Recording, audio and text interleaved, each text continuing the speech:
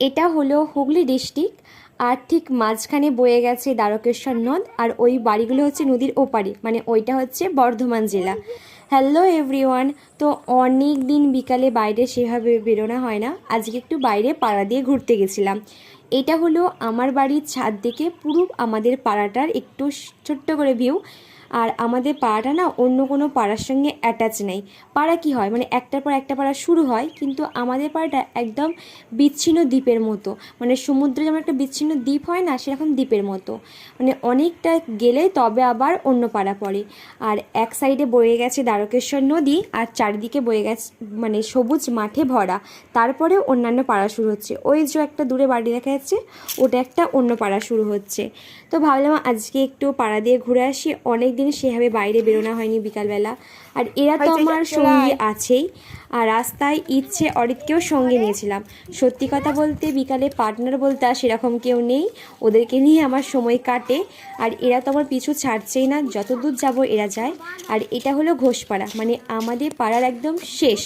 আমি তোমাদেরকে নিয়ে যাচ্ছিলাম, মানে আমাদের না ঠিক দ্বারকেশ্বর নদীটা আছে, তো দ্বারকেশ্বর নদীর ওপারে মানে পাড়ার যে দিকটা শেষ হচ্ছে, ওই দিকটা দিয়ে গেলে পরে বর্ধমান জেলা। আর এই দিকটা হচ্ছে আমাদের ডিস্ট্রিক্ট, মানে আমাদের গ্রাম হুগলি ডিস্ট্রিক্টে পড়ে। কি অদ্ভুত তাই না? অনেক ভিডিওতে দেখেছি বাংলাদেশ আর আমাদের ইন্ডিয়ার যে বর্ডার আছে, ওপারটা হচ্ছে বাংলাদেশ, এপারটা ভারতবর্ষ, মানে এরকম করে অনেক বর্ডার গেছে। আমাদের গ্রামটাও না কিছুটা সেরকম ডিস্ট্রিক্টের দিক থেকে, মানে এদিকটা হচ্ছে হুগলি ডিস্ট্রিক্ট, ওই দিকটা বর্ধমান ডিস্ট্রিক্ট, আবার নদীর ওই দিকটাও কিন্তু হুগলি ডিস্ট্রিক্টের মধ্যে পড়ে। মানে কেমনভাবে ভাগ হয়ে মানে ডিস্ট্রিক্টগুলোকে ভাগ করা হয়েছে। তো একদম চলে এসেছিলাম পাড়ার শেষে, এটা আমাদের পাড়াটা একদম শেষ হয়ে যাচ্ছে, মাঝখানে দ্বারকেশ্বর নদী।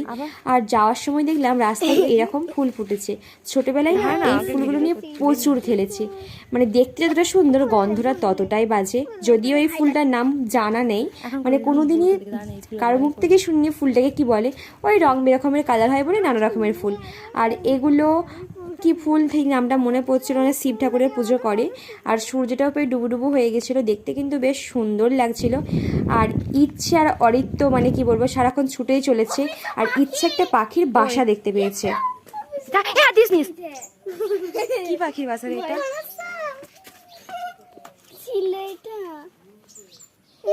সম্ভবত এটা যতদূর মনে হচ্ছিল চড়ুই পাখির বাসা, কারণ ইচ্ছে যখনই গাছটার কাছ থেকে ফুল পাততে গেল, একটা চড়ুই পাখি উড়ে গেল। যদিও আমি খুব একটা পাখি এসব চিনি না, কিন্তু দেখে মনে হলো চড়ুই পাখি।